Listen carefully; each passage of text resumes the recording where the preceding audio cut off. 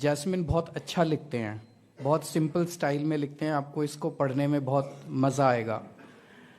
मैं समझता हूं कि this is not just about the daily model of governance, it is also about आम आदमी party model of politics. Daily model of governance या आम आदमी पार्टी ऑफ पॉलिटिक्स क्या है? दो तीन चीज़ों के ऊपर मैं गौर डालना चाहूँगा, लेकिन सबसे इम्पॉर्टेंट चीज़ है कि हमने लोगों की दिन ब दिन की ज़िंदगी की मूलभूत समस्याओं को सुलझाने की कोशिश की है, बस, और कुछ नहीं है। बहुत सिंपल है। आपको बच्चों को शिक्षा चाहिए, बीमार हो जाए तो अस्पताल चाहिए, महंगाई हो गई थोड़ा सा कोई सरकार मदद कर दे, बिजली फ्री कर दे, पानी फ्री कर दे। इन मूलभूत समस्याओं को हमने समाधान करने की कोशिश की है। और ये हमने क्यों किया? हमारे से पहले किसी ने क्यों नहीं किया? 75 साल हो गए देश को आज़ाद हुए, हमारे पहले इतनी पार्टियां आई, इतने नेता आए, किसी ने नहीं किया। तो मैं थोड़ा सा इसमें डेटा एनालिसिस वो सारी तो आपको किताब में मिल जाएगी। मैं इसके पीछे की कुछ कहानियां आप लोगों के साथ शेयर करना चाहूँगा। ये स्टेज पे जो लोग बैठे हैं और कुछ लोग ऑडियंस में बैठे हैं और कुछ लोग शायद इस हॉल में नहीं है, ये वो लोग हैं जिन्होंने पूरा दिल्ली मॉडल ऑफ गवर्नेंस कह लीजिए या आम आदमी पार्टी ऑफ पॉलिटिक्स के जिम्मेदार हैं। और इनमें सबसे पहले मैं मनीष सिसोदिया से मिला था। मैं जब इनकम टैक्स डिपार्टमेंट में काम किया करता था, तो इनकम टैक्स डिपार्टमेंट में उन दिनों में मैं असिस्टेंट कमिश्नर था, तो डिप्टी कमिश्नर हो गया था। डिप्टी कमिश्नर एक मिडिल क्लास एग्जिस्टेंस होती है। कौशाम्बी के एक फ्लैट में रहते थे, तो एक मिडिल क्लास परिवार की जो समस्याएं होती है वही समस्याएं हमारी भी थी। हम सब लोग जानते हैं सरकार में बहुत करप्शन है, इनकम टैक्स में भी बहुत करप्शन था, अभी भी है। तो करप्शन के खिलाफ एक लड़ने का जुनून पैदा हुआ। मैं इंजीनियर भी हूं, तो मुझे थोड़ी बहुत कोडिंग करनी भी आती थी। तो मैंने खुद ही घर पे बैठ के एक वेबसाइट बनाई, परिवर्तन.com, और उस पर लिखा कि अगर आपको इनकम टैक्स में कोई परेशान करता है और रिश्वत मांगता है तो परिवर्तन को बताना, परिवर्तन आपके लिए बिना रिश्वत के काम करवाएगा। अब मैं इनकम टैक्स में सिटिंग डिप्टी कमिश्नर, तो मैं तो फेस बन नहीं सकता मेरे को, तो नहीं तो अंडमान भेज देंगे ये लोग। मैं अपने ही डिपार्टमेंट के खिलाफ लड़ रहा था, तो आई नीडेड अ फेस। तो मैंने वेबसाइट तो बना दी, मैंने देखा, और उसमें हमने डाल दिया वॉलंटियर विद परिवर्तन। तो ये मैंने 30 दिसंबर 1999 को वेबसाइट बनाई थी, और 31 दिसंबर को सबसे पहला एंट्री उस पे वॉलंटियर करने वाला था मनीष सिसोदिया।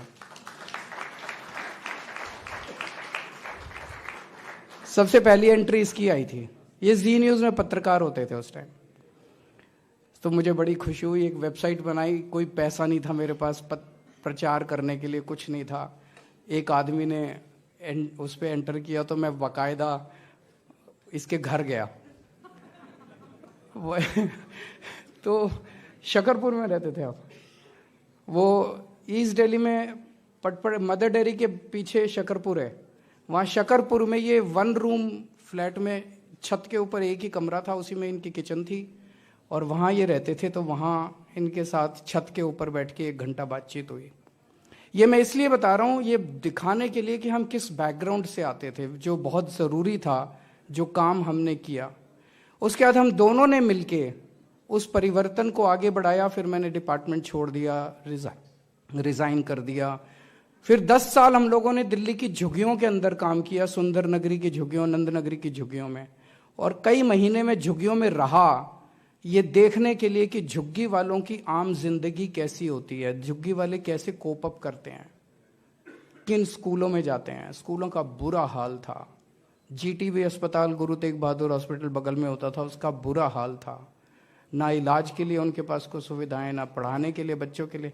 उस बैकग्राउंड से जब हम लोग सरकार में आए, तो सबसे पहले एक आम आदमी की मूलभूत समस्याओं का समाधान करने की कोशिश करी हम लोगों ने। और फिर हमें मिल गया सत्येंद्र जैन।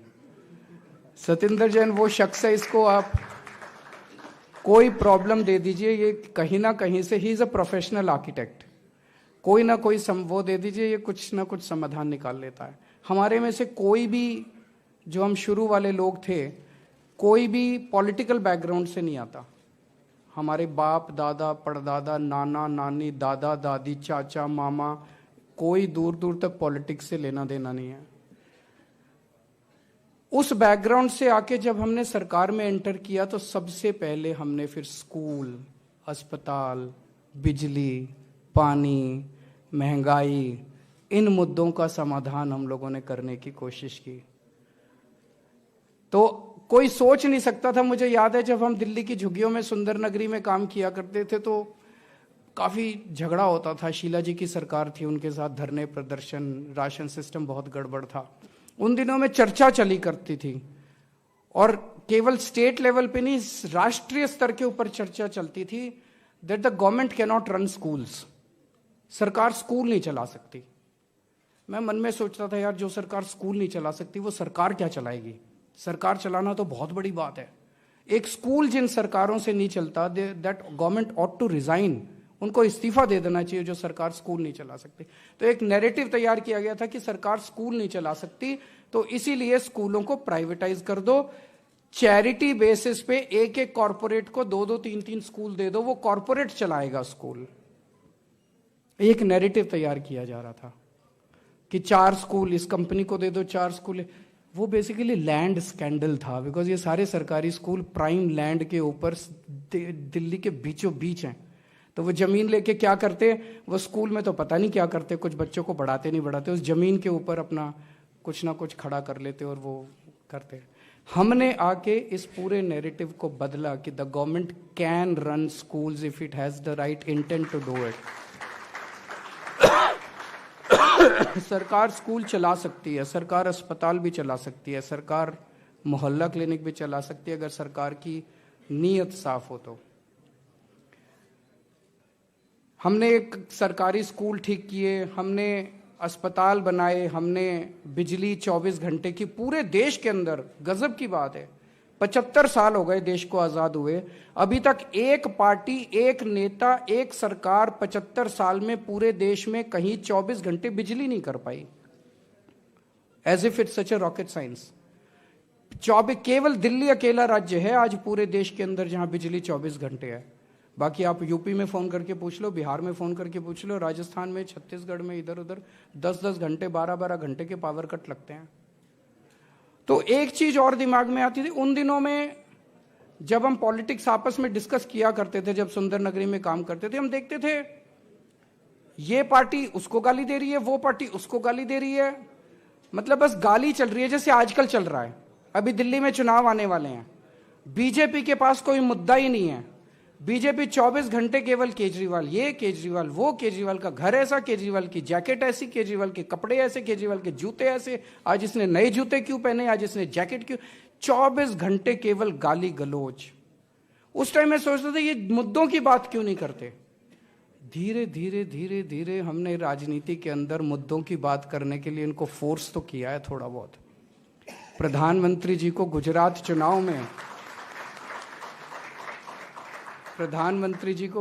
चुनाव में एक फर्जी क्लासरूम बना के वहाँ जाके फोटो खिंचवानी पड़ी थी। इतना तो हमारा कंट्रीब्यूशन है देश की राजनीति के अंदर।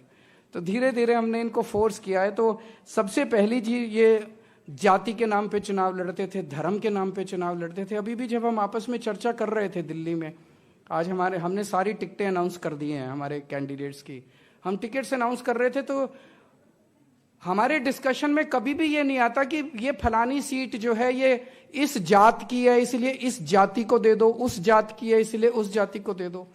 हमारी केवल परफॉर्मेंस के बेसिस पे हमारी टिकटें बांटी जाती हैं। केवल ये देखते हैं कि कौन काम कर रहा है, किसको जनता पसंद कर रही है, कौन काम नहीं कर रहा, किसको जनता, केवल और केवल गवर्नेंस के बेसिस के ऊपर। तो गवर्नेंस के बेसिस पे चुनाव लड़े जा सकते हैं और चुनाव जीते जा सकते हैं, ये हमने इस देश के अंदर साबित करके दिखा दिया। पहले कहते थे नहीं, धर्म के नाम पे चुनाव लड़े जाते थे, और यही कारण है कि दिल्ली के अंदर अब इनकी पोलराइजेशन की पॉलिटिक्स नहीं चलती। पिछले चुनाव में 2020 में इन्होंने कितना शाहीन बाग करने की कोशिश की, लेकिन स्कूल और अस्पतालों ने शाहीन बाग को हरा दिया। बहुत बड़ी बात है। इनके इतना शाहीन बाग करने के बाद भी 70 में से 62 सीट आई है, केवल 8 सीट ले पाए दिल्ली के अंदर। तो सबसे इंपॉर्टेंट चीज तो है कि मूलभूत समस्याओं को, जनता की मूलभूत समस्याओं का ध्यान देना। और ये हम कुछ तो अच्छा कर ही रहे होंगे क्योंकि जनता को पसंद आ रहा है जो कुछ भी हम कर रहे हैं। 3 बार तो दिल्ली में चुनाव जीत चुके, अब चौथा चुनाव है, उसमें भी जनता कह रही है कि सरकार तो आम आदमी पार्टी की बनेगी, 2-4 सीट ऊपर नीचे ना हो जाए, पर अब चौथी बार सरकार बनाने जा रहे हैं हम दिल्ली के अंदर। उसी के बेसिस पे पंजाब में सरकार बन गई, उसी के बेसिस पे गुजरात में 5 एमएलए आ गए, उसी के बेसिस पे गोवा में 2 एमएलए आ गए, और उसी के बेसिस पे कश्मीर के अंदर हमारा एक एमएलए बैठे हैं सामने, महराज मलिक, 1 एमएलए बन गया। तो जो मूलभूत समस्याओं के बारे में हम लोग चर्चा करते हैं दिल्ली के अंदर, वो पहला कंपोनेंट। दूसरा है ईमानदारी, बहुत इंपॉर्टेंट है इस मॉडल ऑफ गवर्नेंस में या इस पॉलिटिक्स में। ईमानदारी होनी चाहिए, अच्छी बात है, लेकिन सबसे इंपॉर्टेंट है पैसा कहां से आएगा। इतने स्कूल बनाने का, इतने अस्पताल बनाने का, फ्री में इलाज करने का, फ्री में शिक्षा देने का, फ्री में बिजली देने का, फ्री में पानी देने का, फ्री में बस यात्रा करने का, तीर्थ यात्रा कराने का, और अब 2100 रुपए हर महिला को देने का। इतना पैसा कहां से आएगा? पैसा तो तभी आएगा जब ईमानदारी से काम कर करके पैसा बचाओगे। तो वो हमने ईमानदारी से काम कर करके पैसा खूब बचाया दिल्ली के अंदर, और उसी पैसे से हमने ना केवल मूलभूत समस्याएं दी लोगों को, मैं चैलेंज के साथ कह सकता हूं जितना इंफ्रास्ट्रक्चर का डेवलपमेंट पिछले 10 साल के अंदर दिल्ली में हुआ, उसके पहले 65 साल के अंदर दिल्ली में नहीं हुआ था। पिछले 65 साल में दिल्ली में 62 फ्लाईओवर बने। हमारी सरकार के पहले, हमारी सरकार 2015 में बनी थी। आजादी के बाद पहले 65 साल में दिल्ली में 62 फ्लाईओवर बने थे। हमारे 10 साल में दिल्ली में 38 नए फ्लाईओवर बने हैं। हमारे से पहले दिल्ली मेट्रो 200 किलोमीटर बनी थी। हमारे 10 साल के अंदर 250 किलोमीटर ऐड किया है, 450 किलोमीटर दिल्ली मेट्रो बनी है। हमने पिछले 10 साल में 10,000 किलोमीटर की नई सड़कें बनवाई हैं, 6800 किलोमीटर की नई सीवर लाइन डाली है, 6800 किलोमीटर की नालियां बनवाई हैं, ड्रेन्स बनवाई हैं, 4000 किलोमीटर की नई पानी की पाइपलाइन डलवाई है, 4 लाख नई स्ट्रीट लाइट्स लगवाई है। पहले 66,000 स्ट्रीट लाइट्स होती थी दिल्ली में, हमने 4 लाख स्ट्रीट लाइट्स लगवाई है।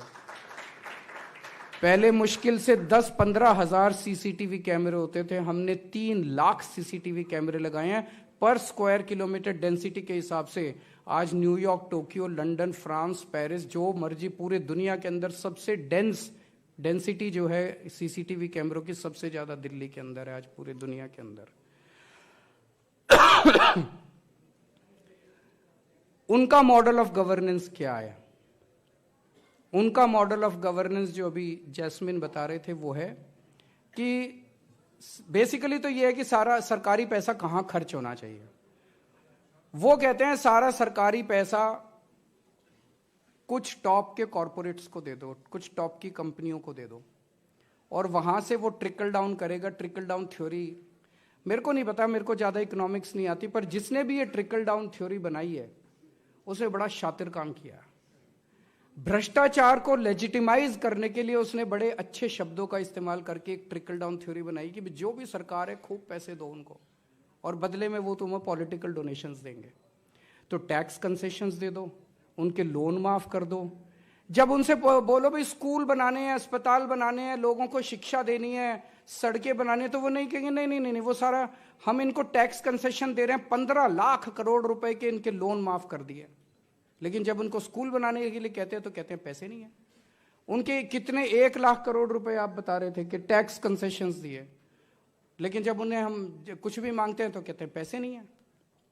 तो बेसिकली वो सारा पैसा कुछ टॉप के कॉरपोरेट्स को देना चाहते हैं, उनको देते रहते हैं और कहते हैं धीरे धीरे धीरे धीरे बूंद बूंद करके जनता तक पैसा पहुंचेगा, ये बड़ी बड़ी इंडस्ट्री लगाएंगे, उसमें लोगों को नौकरियां मिलेंगी। जब नौकरियां मिलेंगी, हमारा बिल्कुल उल्टा मॉडल है। हमारा मॉडल है कि जनता को शिक्षित करो, इन्वेस्ट इन ह्यूमन कैपिटल, आप जनता को शिक्षा दो, जनता को स्वास्थ्य सेवाएं दो, जनता को तैयार करो, इस देश की जनता को तैयार करो और एक आम आदमी की जेब में पैसा डालो। एक आम आदमी की जेब में पैसा डालोगे तो इकोनॉमी के अंदर डिमांड पैदा होगी, और इकोनॉमी के अंदर डिमांड पैदा होगी तो प्रोडक्शन बढ़ेगी इकोनॉमी की, और प्रोडक्शन बढ़ेगी तो उसी से देश रोजगार मिलेंगे, उसी से देश का विकास होगा। ये हमारा एक इकोनॉमी का मॉडल है। क्या दिल्ली के कामों को स्केल अप किया जा सकता है? हमने दिल्ली में 200 यूनिट बिजली मुफ्त दी, एक आम आदमी को थोड़ी सी राहत दी महंगाई से। क्या पूरे देश की बिजली फ्री की जा सकती है? बिल्कुल की जा सकती है। मैंने सारा कैलकुलेशन किया है, 1,80,000 करोड़ रुपए का खर्चा आएगा बस। 1,80,000 करोड़ तो ये एक आदमी को ही दे देते हैं। क्या दिल्ली के देश के सारे स्कूलों को ठीक किया जा सकता है? बिल्कुल किया जा सकता है। 10 लाख सरकारी स्कूल हैं, 18 करोड़ बच्चे पढ़ते हैं, 5 लाख करोड़ रुपए का खर्चा आएगा। देश के सारे रिमोट से रिमोट गांव के अंदर भी, देश के रिमोट से रिमोट गांव में भी सरकारी स्कूल ठीक हो जाएंगे, शानदार हो जाएंगे, प्राइवेट से अच्छे हो जाएंगे। 5 लाख करोड़ तो कुछ भी नहीं है भाई साहब। क्या देश के सारे सरकारी अस्पतालों को ठीक किया जा सकता है? बिल्कुल किया जा सकता है, उसमें भी 5 लाख करोड़ रुपए का खर्चा आएगा। इतने से पैसे के अंदर देश का इतना जबरदस्त विकास हो सकता है। नीयत नहीं है। मैं हमेशा कहता हूं सरकार में पैसे की कमी नहीं है, नीयत की कमी है। तो बहुत बहुत शुक्रिया आप लोगों का, जैस्मिन को बहुत बहुत बधाई, और इस किताब को आप लोग ज़रूर पढ़िएगा और खरीद के डिस्ट्रीब्यूट भी कीजिएगा लोगों को पढ़ने के लिए, ताकि एक आम आदमी की बात, कि आम आदमी की गवर्नेंस और आम आदमी की राजनीति कैसे हो, ये जनता तक पहुंच सके और ये डिस्कशन जो है ये वाइडर हो सके।